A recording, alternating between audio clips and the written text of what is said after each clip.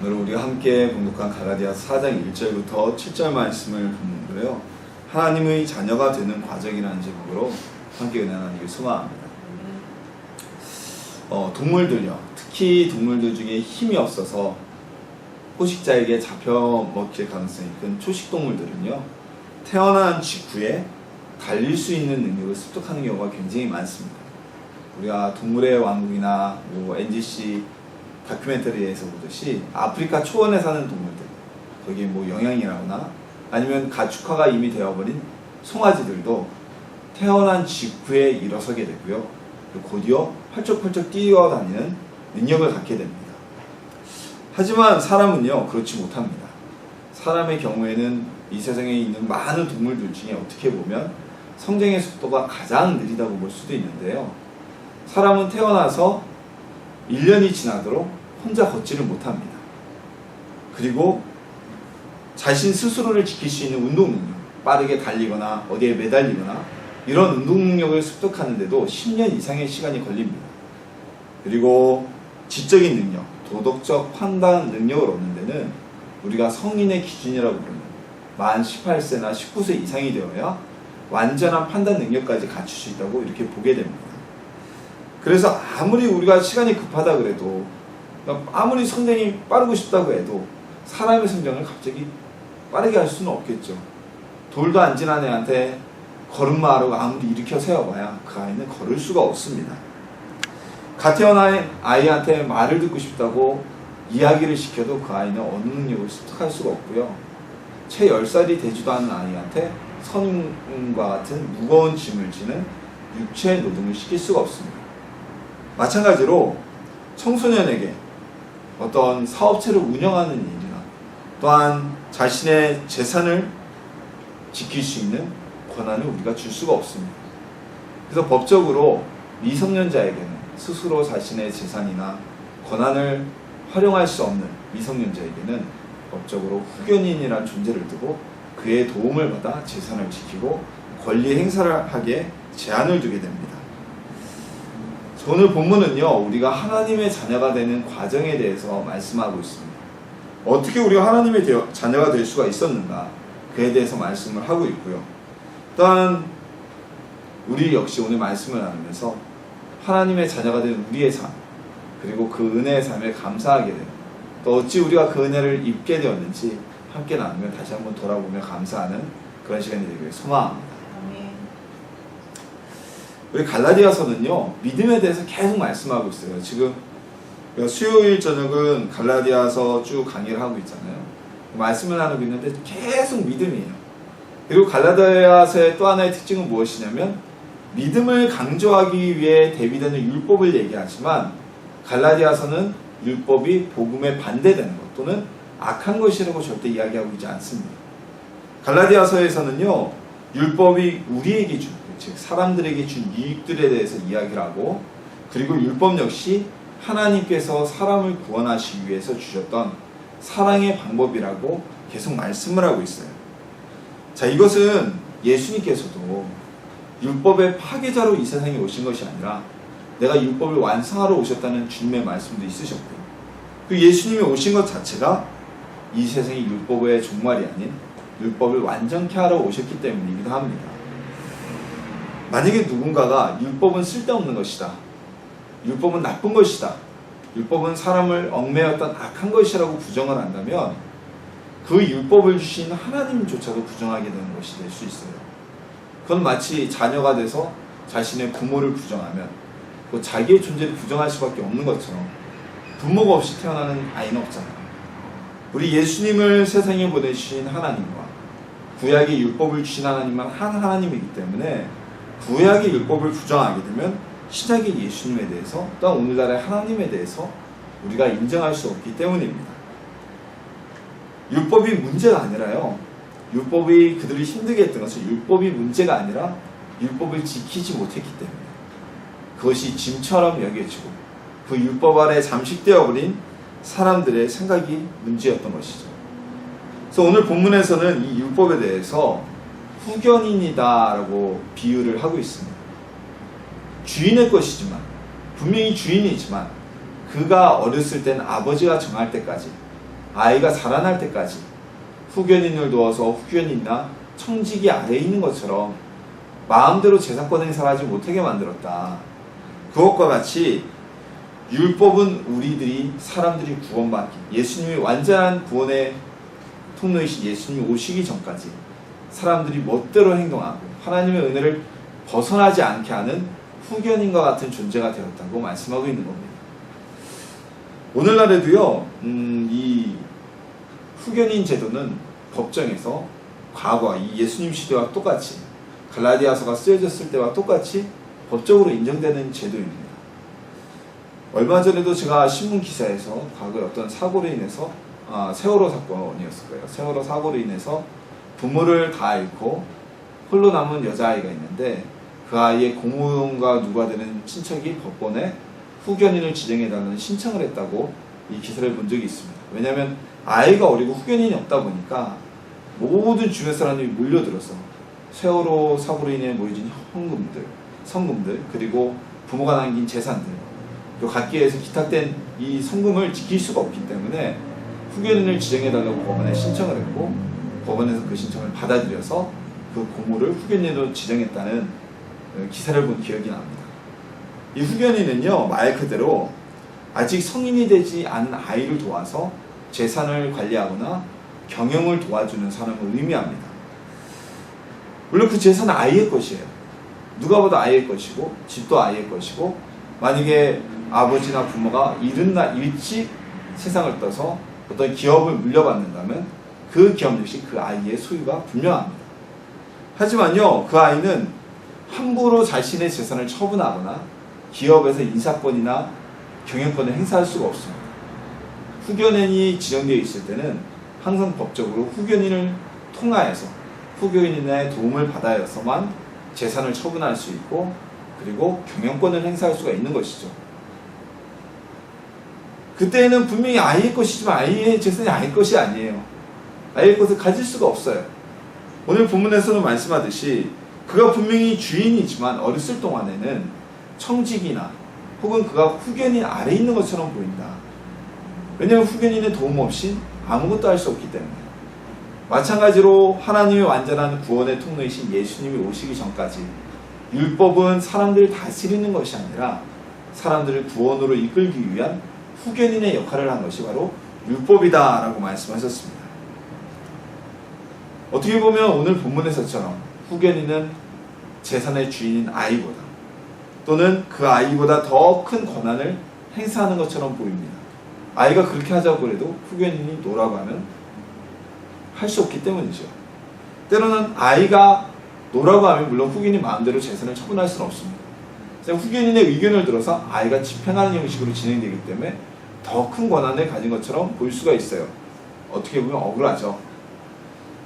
얼마 전까지 북한 정권의 김정은의 후견인은 몇 년 전까지 장성택이었습니다.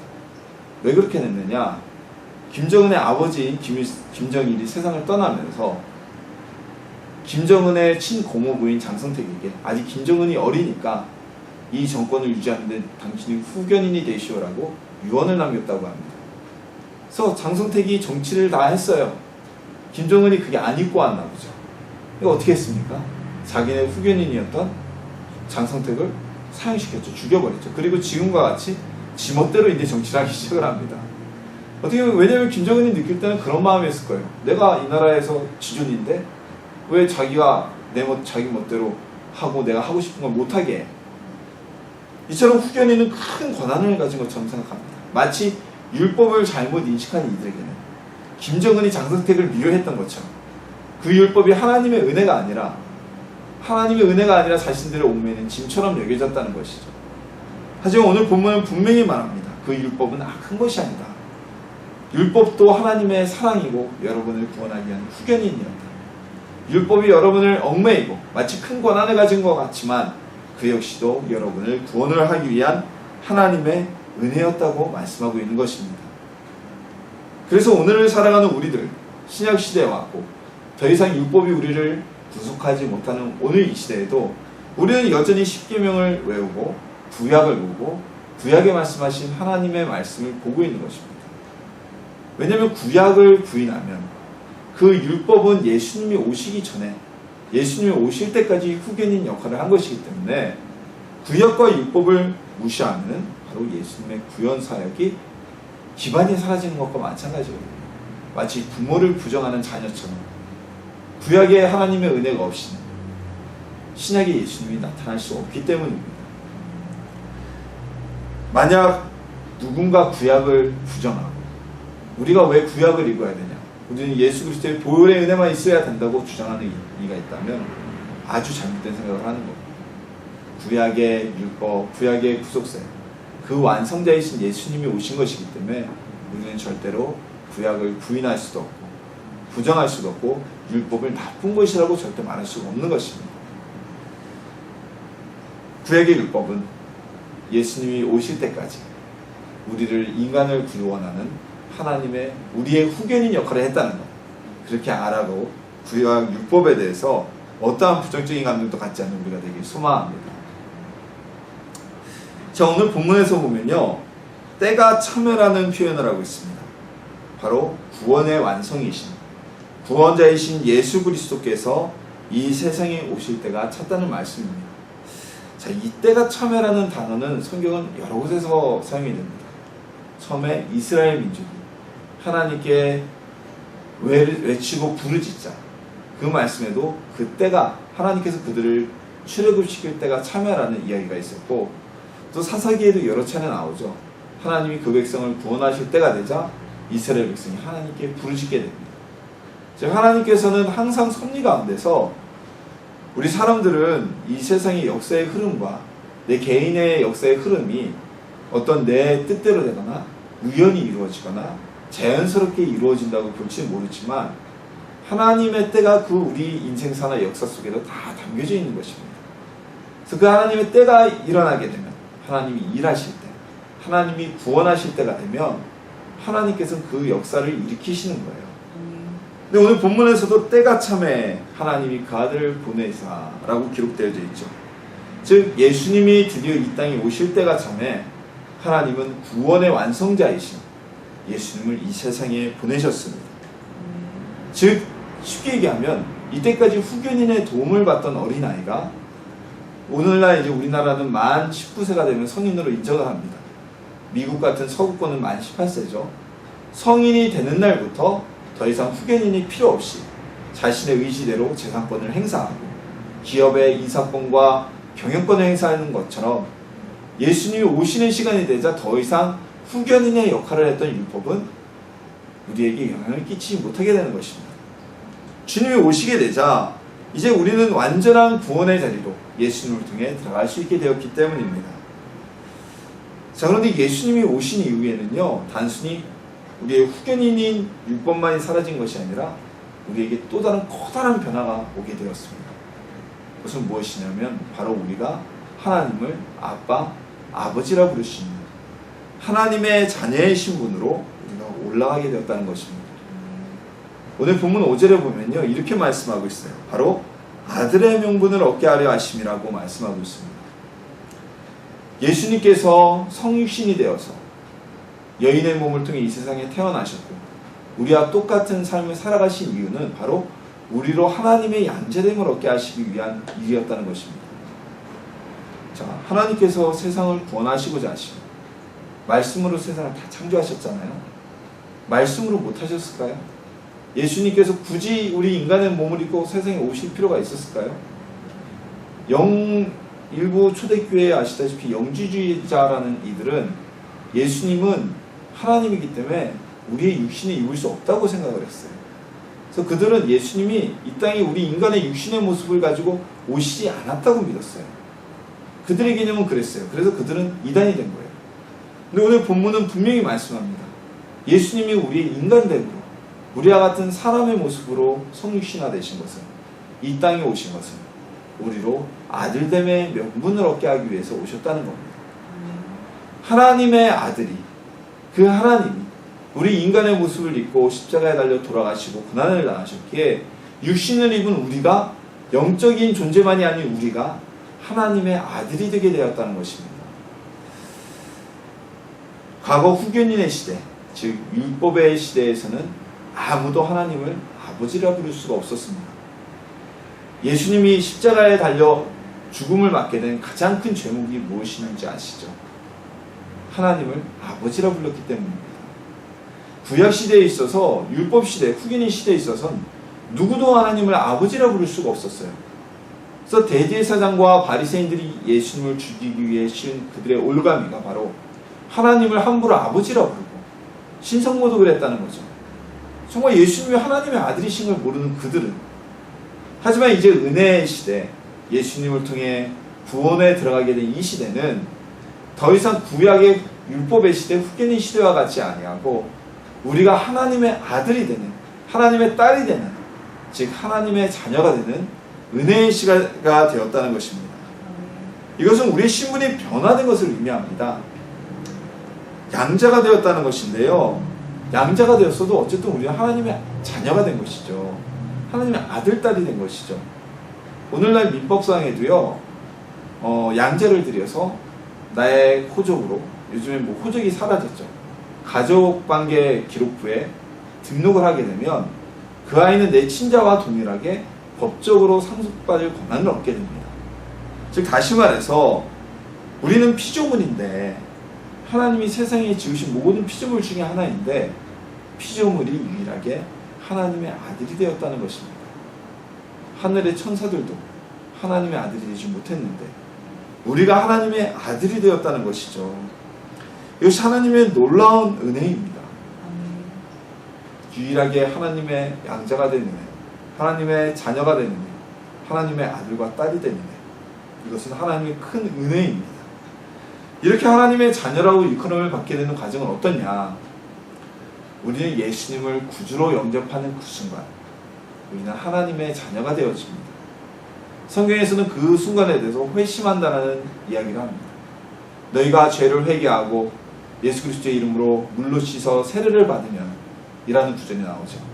그와 같이 우리가 세례를 받는다는 것은 나의 죄를 주님 앞에 용서를 구하고 이제 나는 하나님의 제자녀가 되었습니다, 예수님의 제자가 되었습니다 라는 행위의 상징 행위가 바로 세례입니다. 성례전이죠.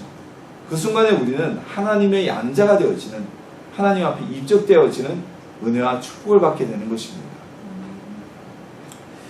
이건 성도에게 놀라운 은혜입니다.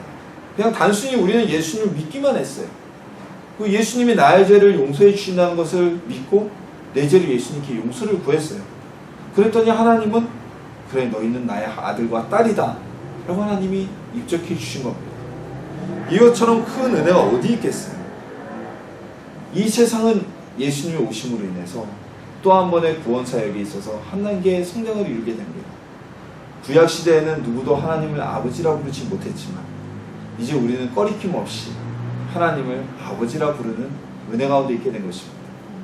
그 과정은 바로 예수님을 구주로 믿는 아주 단순한 그 믿음의 순간을 통해서 하나님의 자녀가 되어지는 것입니다. 우리가 성화에는요 여러 단계가 있다고 얘기를 합니다. 뭐 회심의 단계, 중생의 단계, 뭐 이런 5-6가지 단계들을 이야기를 하죠. 하지만 하나님의 자녀가 되는 단계는요, 어떤 우리가 뭐 회심을 하고 다음번엔 침례를 받고 그 다음에 뭐 교리문답을 해야 되고 아니면은 뭐 성경을 몇 권 이상 읽어야 이런 과정을 거치는 것이 아니라는 거죠. 우리가 하나님의 앞에 자녀가 되는 것은 예수 그리스도를 구주로 믿는 그 순간, 믿음을 갖는 그 순간 우리는 하나님의 자녀가 되어지는 것입니다. 그러나 참 안타깝습니다. 많은 사람들은 아직도 하나님의 자녀가 되지 못하고 있습니다. 그 이유는 그들은 예수님을 구주로 영접하지 못하기 때문입니다. 구주를 믿지 못하기 때문입니다. 유대인들 뿐만이 아니라 이방인들까지도 예수님을 구주로 영접하면 하나님의 아들이 되었지만 여전히 이 갈라디아서가 쓰여질 당시에 유대인들 역시 하나님의 선택받은 민족이라는 그들은 하나님을 아버지라 부르지 못했습니다. 아직까지 율법에 빠져있고 예수님을 믿지 못하였기 때문입니다. 유대인들이 하나님을 아버지라고 부른다는 것은요 정말 꿈도 꿀 수 없는 일이었기 때문이죠. 그래서 예수님을 통해 구원이 완성됨을 알지도 못하였고 여전히 초등학생과 같은 율법 아래 있거나 초등학교 선생과 같은 율법 아래 있거나 또는 이방인들은 헬라 철학과 같은 세상의 지식 아래 있어서 하나님의 자녀가 되지 못하는 은혜 밖의 삶을 살고 있었던 겁니다. 오늘날에도 마찬가지입니다. 오늘날에도 많은 사람들은 자신이 가지고 있는 지식이 진리라고 믿습니다. 세계에서 가장 석학이라고 불리우는 스티븐 호킹 박사가 있습니다. 제가 볼 때는 그분은 갈수록 점점 이상해지는 것 같아요. 몇 년 전에 그분이 물리학계의 천재죠. 물리학은 눈에 보이지 않는 것을 찾는 학문입니다. 특히 양자 물리학 같은 경우는 우리가 볼 수 없는 원자와 중성자의 세계를 갖다가 논하는 학문이거든요. 스티븐 호킹 박사가 몇 년 전에 그런 얘기를 했어요. 신은 없다. 자기 나름대로의 이야기를 한 거죠. 자기가 아는 지식으로 이야기를 한 거죠. 그는 기독교 국가라는 영국에서 태어난 사람입니다. 기독교의 영향을 많이 받고 자란 사람입니다. 그리고 세계에서 가장 지금 머리가 좋은 사람이라고 인정받는 사람입니다. 하지만 그는 주님을 영접하지 못하고 있습니다. 예수님을 믿지 못하고 있습니다. 자신의 지식이 하나님의 자녀가 될 수 있는 그 그릇을 감추고 있는 것이죠. 아무리 그가 똘똘하고 물리학계에서 최고의 석학이라고 하지만 그가 가진 학문은 하나님을 아는 것에 비하면 초등학문에 불과한 것입니다.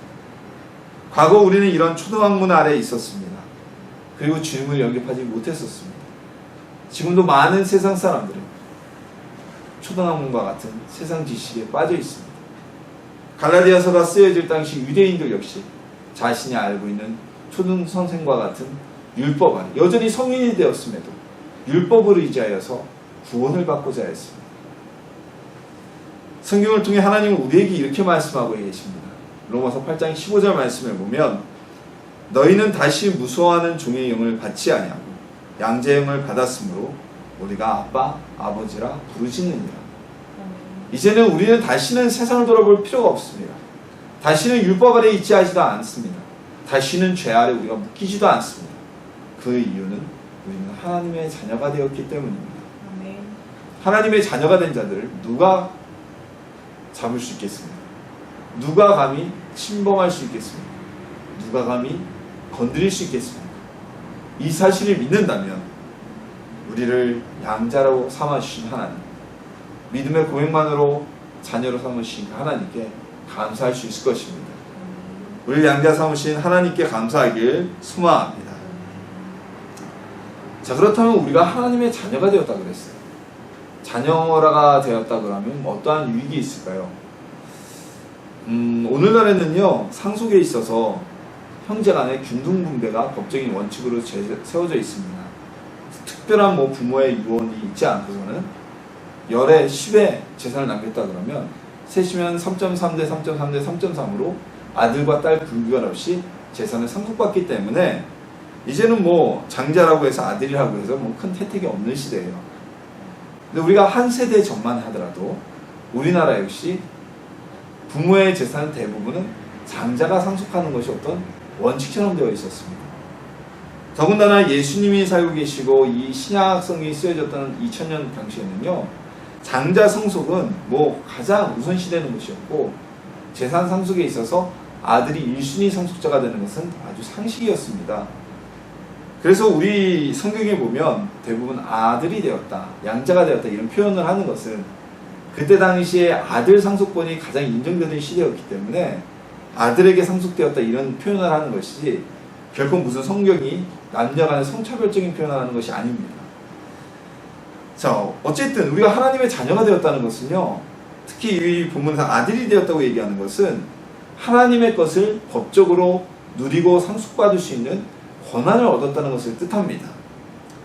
자, 하나님의 것이 무엇일까요? 제일 먼저 우리가 하나님의 것이라고 하면 우리는 하나님의 나라, 하늘나라를 생각할 수 있습니다. 천국이라고도 부르죠. 그것은 하나님의 나라이고 하나님의 것입니다. 그것을 누가 누릴 수 있을까요? 바로 하나님의 자녀된 우리가 누릴 수 있습니다.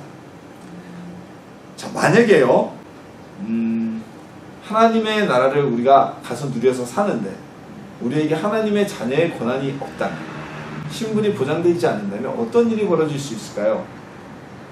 자, 구약에 오면 하나님의 사자들이, 천사들이 사람들 앞에 나타났을 때 사람들이 그들에게 어떻게 대합니까? 엎드려서 경배합니다. 마치 그런 개념이죠. 옛날 우리 사극에 보면 임금의 어명을 가지고 신하가 딱 있으면 어명이요 하면 그 앞에 엎드리듯이 그런 개념으로 엎드리게 됩니다. 그러면은 우리가 나중에 천국에 갔어요. 하나님의 자녀가 아니에요. 그럼 우리도 천사처럼 같이 거기서 일하면서 노동하면서 살게 될 수도 있는 거예요. 그렇죠? 근데 이제는 우리의 신분이 바뀌었어요. 하나님의 자녀가 되었어요. 천사들은 하나님의 자녀가 아니에요. 우리는 하늘나라에 가서 마음껏 누리기만 하면서 살 수 있는 은혜와 권한을 누리게 된 것입니다. 하나님의 나와 유업을 상속받을 상속자가 되었기 때문이죠. 아까도 말씀드렸다시피 법적으로 친자나 양자나, 즉 예수님이나 우리나 모두 하늘나라를 상속받을 수 있는 권한이 있는 것입니다. 법적으로 친자나 양자나 똑같이 상속의 권한이 있어요. 우리도 하늘나라를 상속받을 권한이 하나님께 있고, 물론 하나님이 돌아가실 일이 없기 때문에 우리가 무슨 천국을 상속받는다 이런 개념은 없겠지만, 어찌되었든 하나님의 나라의 자녀로서, 하나님의 자녀로서 가서 천사들과 똑같이 일을 하거나 돕거나 이런 일 없이 정말 즐거움을 누리면서 살 수 있는 권한과 은혜를 입게 된 것입니다. 그리고 우리가 하나님의 나라의 자녀가 되었다는 것은 하나님이 누리는 모든 것을 우리가 누릴 수 있는 은혜가 있게 되었다는 것이에요. 그래서 우리가 기도를 하잖아요. 기도를 하다 보면 그럴 때가 있죠. 하나님이 아버지신데 왜 자녀가 이렇게 부르는데 왜 기도를 안 들어주세요? 저는 가끔 가서 그 기도를 할 때가 있거든요. 아니 아버지가 너희 아버지가 자녀에게 돌을 달라 해도 돌을 줄 자가 어디 있고, 떡을 달라고 하는데 돌을 줄 자가 어디 있고, 고기를 달라는데 뱀을 줄 자가 어디 있느냐. 너희 아비도 이런데 하늘에 계신 너희 아버지께서는 너희를 얼마큼 사랑하시겠냐. 예수님이 말씀하셨죠. 그런데 저희는 자녀인데 하나님 좀 응답해 주세요. 기도 들어주세요. 왜 우리가 그렇게 이야기할 수 있을까요? 하나님은 우리 아버지이기 때문입니다. 하나님이 누리시는 것을 우리도 누릴 수 있는 권한이 있기 때문에, 우리가 육신의 부모님께 어렸을 때 애들이 땡깡도 넣고 떼도 쓰고 그러는 건 지들이 언제 돈 갖다 맡겼나요? 아니죠. 부모이기 때문에 그러는 걸 수 있죠. 부모이기 때문에 부모한테 얻기를 원하고, 부모가 먹는 밥 같이 먹고, 부모가 부자면 부모의 재산 함께 누리면서 살 수 있는 겁니다. 지금 우리는 양자가 되었기 때문에, 하나님의 자녀가 되었기 때문에 이 하나님이 누리는 모든 것을 우리도 누릴 수 있는 은혜와 자격을 얻게 되어진 것입니다. 또한 하나님의 자녀라면 자녀들은요, 아버지를 닮아가게 되어 있습니다. 자녀의 가장 큰 특징은 그 부모를 닮는다는 거죠.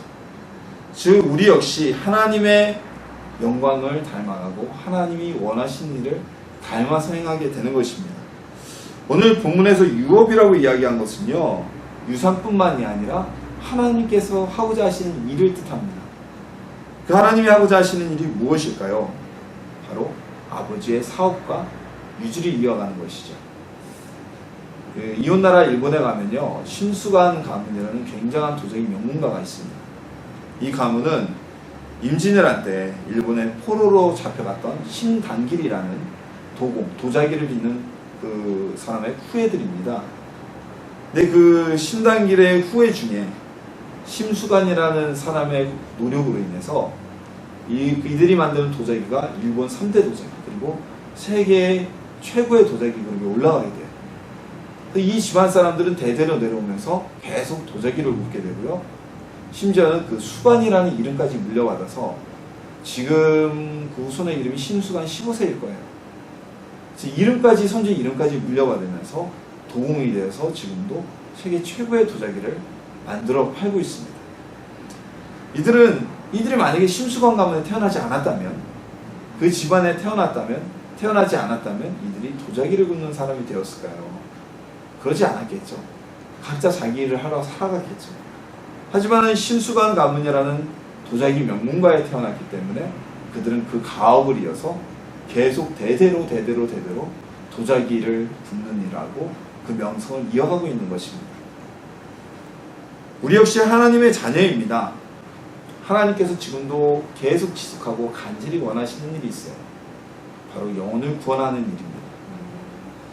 영혼을 구하기 위해서 그 외아들이신 예수님을 세상에 보내시고 생명까지 내어주신 그 하나님은 지금도 구원받지 못한 영혼들을 구원하길 원하고 계세요. 우리가 하나님의 자녀라면 영혼을 구원하는 것, 그것은 우리의 가업입니다. 하나님이 우리를 구원하셨듯이 우리 역시 하나님과 같은 마음으로 영혼을 사랑하고 그들을 구원하기 위해 복음 전하는 일을 하는 것이 하나님의 유업인 것입니다. 이것은요, 다른 이들은 할 수가 없어요. 하나님의 자녀만이 할 수 있는 특권이고 하나님의 자녀만이 누릴 수 있는 기쁨입니다. 이제 하나님의 자녀가 된 우리는 신분의 변화가 있었습니다. 그리고 하나님의 유업을 이어갈 수 있게 되었습니다. 자녀된 자들만이 누릴 수 있는 특권, 하늘나라를 만끽하고 그리고 영혼을 구원하며 복음을 전하는 그 특권을 누리며 살아가는 하나님의 자녀가 되시기를 소망합니다. 하나님의 자녀가 되는 것 아주 간단합니다. 예수님을 믿으면 됩니다. 여러 가지가 필요 없어요. 우리가 여기에서는 교회 안에서는 여러 가지 절차를 밟죠. 세례를 받기 위해서, 침례를 받기 위해서 교리 문답도 하고 그리고 학습도 하고 여러 가지 절차를 밟지만 사실은 세례를 받는다고 해서 그의 신분이 하나님의 자녀가 되는 것이 아니라 예수님을 믿는 그 순간에 그는 하나님의 자녀가 되어지는 것입니다. 침례와 세례는 하나님의 자녀가 되었다는 어떤 예전이죠. 형식적인 예전을 하는 것이고, 구원의 순간 우리는 신분이 또 바뀌게 됩니다. 하나님의 자녀가 되는 것이에요. 성화가 되는 과정은 단계가 있어요. 하지만 하나님의 자녀가 되는 과정은 단계가 없습니다. 이것은 참 은혜입니다. 하나님의 자녀가 된 이들에게는요, 하늘나라의 특권을 누리는 영광이 있게 됩니다. 하나님의 나라를 누리게 됩니다. 그 나라의 유업을 이어가게 됩니다. 하나님의 자녀의 신분으로 천국에서 영생을 누리게 되는 것입니다. 하나님의 자녀들에게는 사망의 권세와 죄의 권세가 다가설 수가 없습니다. 하나님이 지키시는 하나님의 자녀이기 때문입니다. 또한 하나님의 자녀에게는요, 하나님이 하시고자 하는, 하나님이 지금도 간절히 원하시는 영혼 구원의 사역에 참여할 수 있는 특권이 주어지게 됩니다. 그래서 하나님의 유업을 이을 수 있는, 아버지의 유업을 잇는 자녀들만의 아주 특별한 특권인 것입니다. 누가 하나님을 아버지라 부를 수 있겠습니까? 우리들 뿐입니다. 예수님을 믿고 구원받은 우리들만이 하나님을 아버지라 부를 수 있습니다. 세상에 어떤 종교에서 자신들이 섬기는 신을 아버지라 부를 수 있는 종교가 어디 있습니까? 아빠라고 부를 수 있는 종교가 어디 있습니까? 저도 많은 종교에 대해서 들어봤지만 그 어느 종교도 자신이 섬기는 신을 아버지라고 부를 수 있는 종교는 없어요. 근데 우리 하나님은 우리에게 아빠가 되어주셨습니다. 아버지가 되어주셨습니다. 그리고 그것뿐만이 아니라 말로만 그런 것이 아니라 진정 하나님의 나라와 모든 것을 누릴 수 있는 특권을 주셨습니다. 하나님께서 주신 은혜와 유업, 그 기쁨을 함께 누리며 살아가는 하나님의 자녀가 된 성도님들이 되시기를 예수님의 이름으로 축원합니다.